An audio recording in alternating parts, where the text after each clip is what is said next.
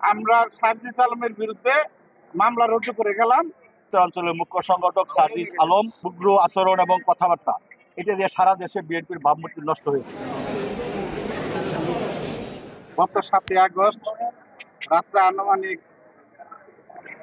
8টার দিকে বাসন থানাধীন মসজিদ মার্কেটে একটি হত্যাকাণ্ড ঘটনা ঘটে।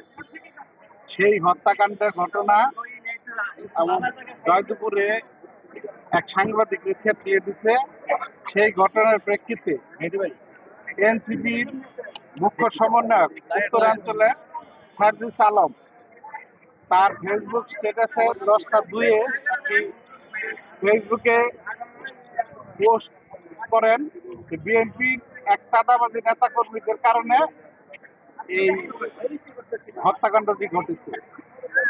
কোনো ধরনের যাচাই বাছাই না করে, পুলিশের কোনো জবানবন্দি না নিয়ে সে বিভিন্ন সময় বিভিন্নভাবে, আপনারা জানেন জাতীয়তাবাদী দল বিএনপি একটি বাংলাদেশের সবচেয়ে বৃহৎ সংগঠন। এই সংগঠনকে হেয় প্রতিপন্ন করার জন্য সবসময় সে এই ধরনের বিভিন্ন বিবৃতি এবং স্ট্যাটাস দিয়ে থাকেন। আপনারা জানেন ইতিমধ্যে নির্বাচন ডিক্লেয়ার করেছে। এই নির্বাচনকে প্রশ্নবিদ্ধ করার জন্য এবং পিছিয়ে দেওয়ার জন্য এবং জাতীয়তাবাদী দলের ভাবমূর্তি সাধারণ জনগণের কাছে পূর্ণ করার জন্য সে এই সমস্ত বিবৃতিগুলি দিয়ে থাকে।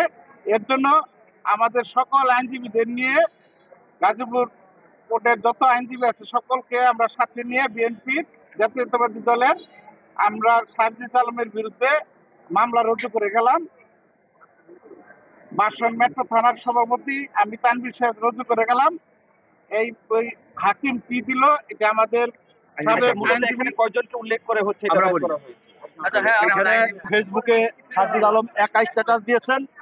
আমরা সার্জিস আলমকে একজনকেই এই মোকদ্দমায় আসামি করেছি। বিচারক কি বললেন? বিচারক এই মোকদ্দমা যে ফরেনসিক রিপোর্টে ওনার ফেসবুক স্ট্যাটাস ফেসবুকে দিয়েছেন, এটা জাস্টিফাই করা ফরেনসিক রিপোর্ট দরকার আছে এইসব কারণে। এবং এই সংশ্লিষ্টতা যে আরো 2টা মামলা হয়েছে, একটা সাংবাদিক আনোয়ারকে আহত করা আর একটা তুহিন হত্যা, এই মামলার বিষয়গুলো পর্যালোচনার প্রয়োজন। এই কারণে মামলাটা সিআইডিকে তদন্তের নির্দেশ দিয়েছে। আমরা কি চেয়েছেন?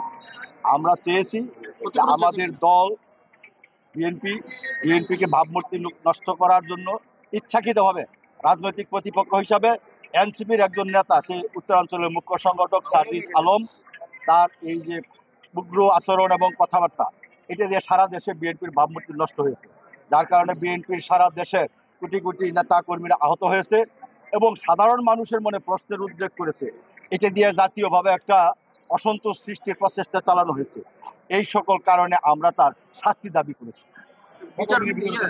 অ্যাডভোকেট মোহাম্মদ সিদ্দিকুর রহমান, গাজীপুর জেলা আইনজীবী সমিতির সাবেক সাধারণ সম্পাদক, সাবেক সভাপতি এবং আইনজীবী ফোরাম, জাতীয় আইনজীবী ফোরামের সাবেক সভাপতি। আর এই মামলার আমি ফাইলিং লয়ার, আমি নিযুক্ত মূল লয়ার। আমার বন্ধুরা যারা আছে গাজীপুর আইনজীবী ফোরামের সকল আইনজীবী বন্ধুরাই আছেন সাথে আমার, আমি এটার মূল ফাইলিং লয়ার।